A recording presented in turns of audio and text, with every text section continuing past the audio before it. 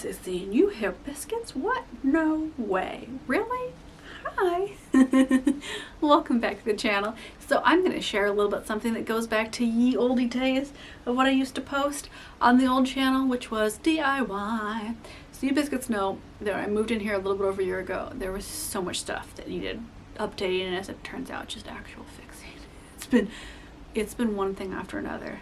Truly, like, oh my god, the list I have of it. So I'm trying not to go totally crazy and just be doing stuff constantly, because my poor nervous system just cannot take that at this point in my life. So I've been slowly doing updates that I can do, and then kind of living with stuff and figuring out what other DIY projects could I do. So I tried this because it was advertised to me all over Instagram, and it was the look of something that I really wanted without having to change cabinets. So I refinished the cabinets and one of the countertops in my bathrooms with a liquid wood. And I gotta admit, I love the look, but do I like the process? Probably not. So first I'm gonna share the good things, and then I'll share the bad things. So fast forward if you're like, I don't need to hear the good things, these are the negatives. Okay, good things. The kit that I got, and I'll put the name of it somewhere up here. The kit that I got was pretty good. It came with most stuff. You're still going to want gloves and more brushes and things, and you're going to want painter's tape and drop cloth and all that. So it didn't come with everything, but it did come with a lot of tools, and I really liked the wood-shaped little printer tool that it comes with. That was really fun because it did give you cool little angles. That was really neat. So these are the before cabinets, and then this is kind of like just a coat on. So you paint on the coat, and this is the stain. Now the cabinets were relatively easy to refinish. I didn't sand them, and I didn't strip them of any finish with liquid stripper.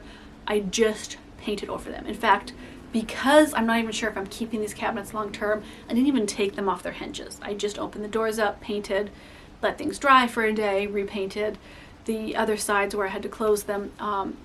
I would say if I'm doing it again, I would take them all off, but that's extremely time consuming, and some of these have been on here for like 25 years. So the screws, if I was going to take them off, were going to strip and not work.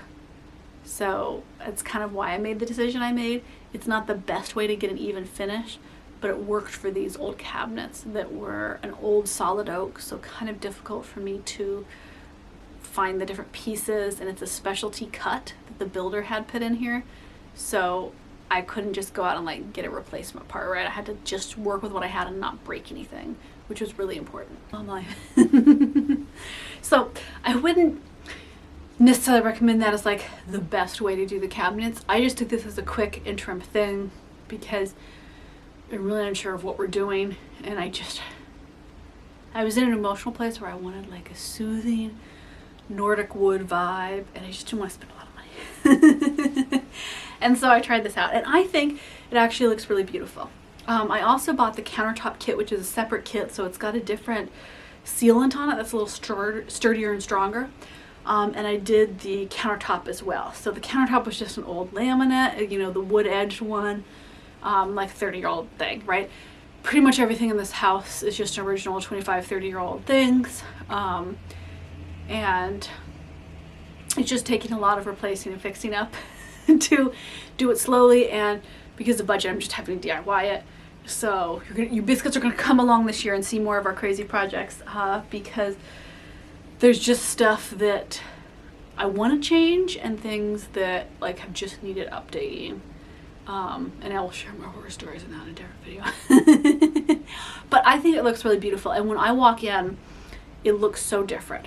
So what I also did, and this was just an experiment to see, I have not grouted yet. I know I'm the laziest bum. I meant to grout like before Christmas, and I just haven't.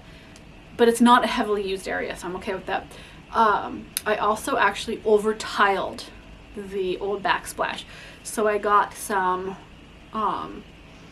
ceramic tiles that are kind of like a marble-esh look. They don't really look like marble, but you know, that vibe. And then I actually got a special binder and I redid that backsplash, just layering over it. And I did this because, one, I'm really not sure that I'm keeping this whole structure, so I didn't want a demolition. Two, I was really worried about how the wall was going to react when I pull out those tiles. And three, I refinished the countertop without thinking about it. And if I had taken out those tiles, they were sealed in with the countertop sealing coat and the lacquer, and it would have ripped up part of what I'd resealed and made it really, I would have had to just change out the countertop. So I got these were really cheap. They were $1 a tile. And I really like the look of it, actually. I haven't repainted, I haven't redone any flooring or anything, but the cabinets made me really happy. And I kind of went through this manic phase last year of, not literally manic, but you know, I was like, oh, I really want to get some stuff done and get the vibe right for the house, and I'm feeling much better about that. And so I'm trying to slow down, in part because I've had some really big household stuff that I've had to do, like appliance breakage and water heater issues and garbage disposal and dishwasher and fridge breaking, and I was like, okay, let's save the DIY for later. But I think it's a really pretty revibe, just like a refresh. I wouldn't even call it a remodel, it's a refresh. And so far, I redid the counter because I wanted to wait and give this a genuine review to see how it held up. I redid the counter in September. So October, November, December, January, February. So 5-6 months. I can't remember exactly when I did it. And I gotta say, the countertop has held up, because that countertop gets stuff left on it all the time, water, toothpaste. It cleans well. It's really held up. The cabinets have held up, nothing sticking, no peeling. It's really actually held up really well. So those are all the positive things. Now I'm going to tell you kind of the negatives of my experience. So one is I really disliked the consistency of this paint.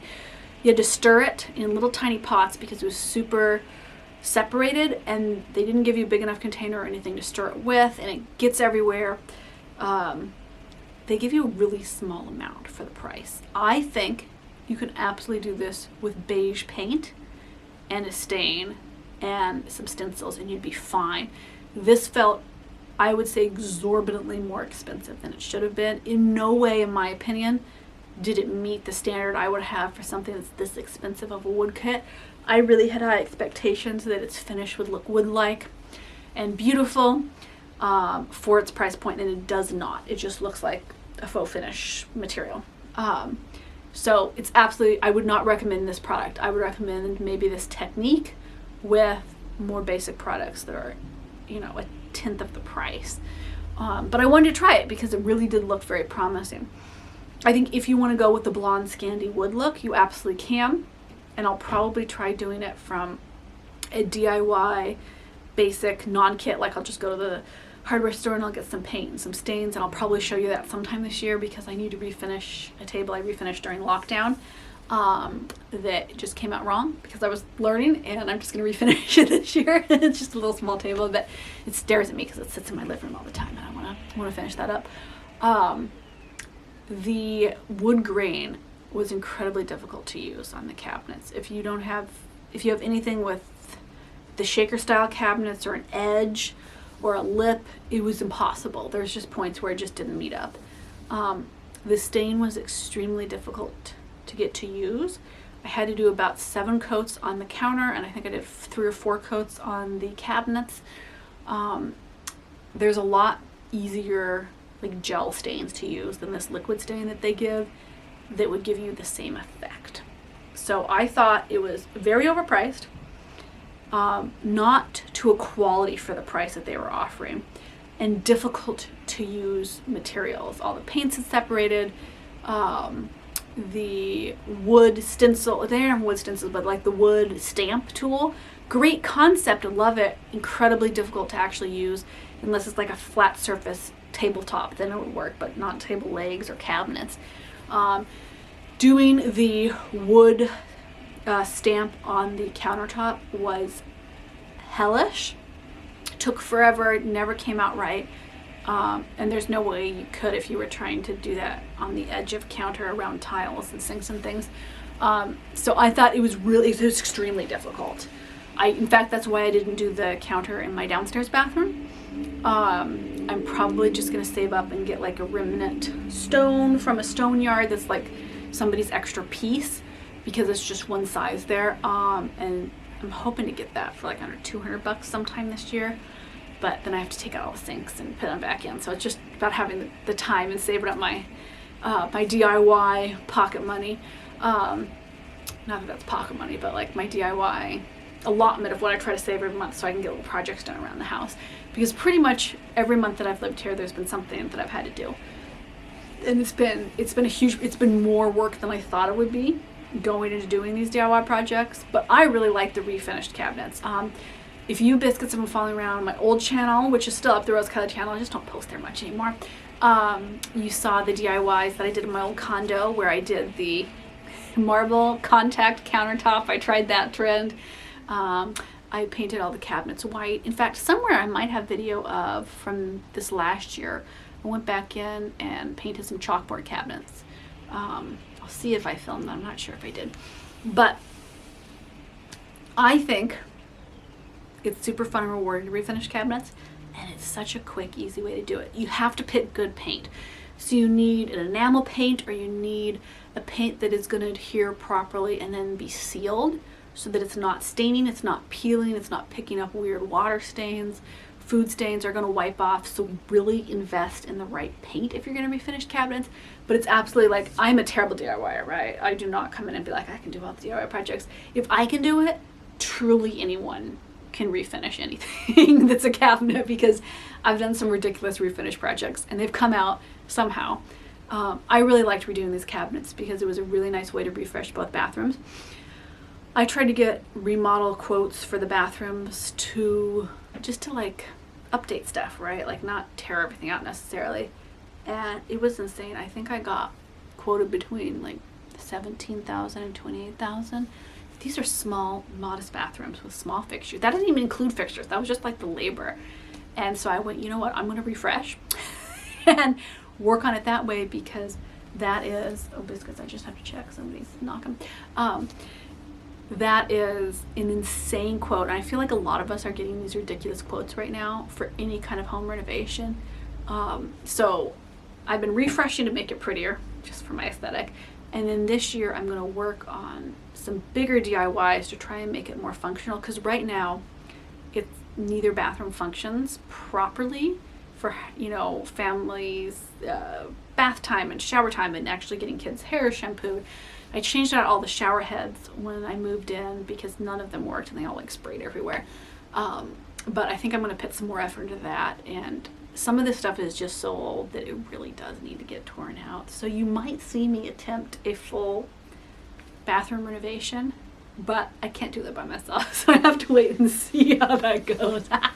Tell me in the comments, are any of you like DIY enthusiasts or contractors?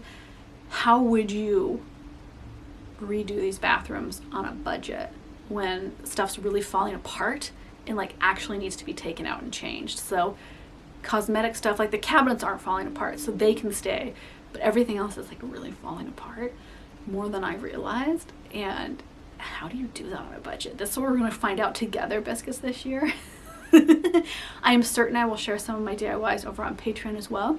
Right now we have the homemaker tier, we have the self-care tier, and we have the naturalism tier for real deep connection, and those are so much fun. And I kind of think maybe the homemaker tier I'll put some DIY, I don't know, I'll see about that, as I kind of do a few small DIYs here and there, and then kind of emotionally save up and physically save up for the big DIYs of all the stuff that's falling apart that I have to fix. Alright, biscuits, I see you on Instagram, and I'll see you in the next video over on this channel.